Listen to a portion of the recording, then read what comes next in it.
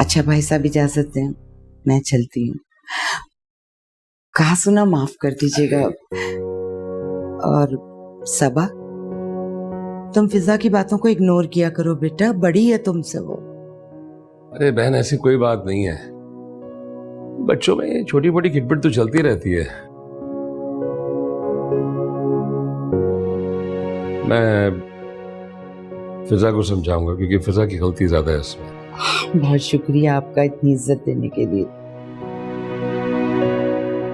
हमने तो आपको हमेशा बहुत इज्जत दी है, इसके बदले में आपने कभी भी मेरी बहन के साथ अच्छा सलूक नहीं किया। जुनैद, आप ये किस तरह से बात कर रहे हैं?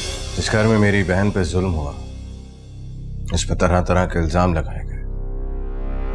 उस घर की बेटी को मैं अपने पास इस घर में कैसे रख सकता हूँ?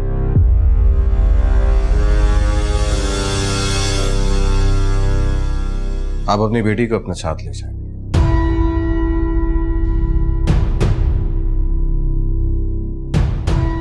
अभी और इसी वक्त।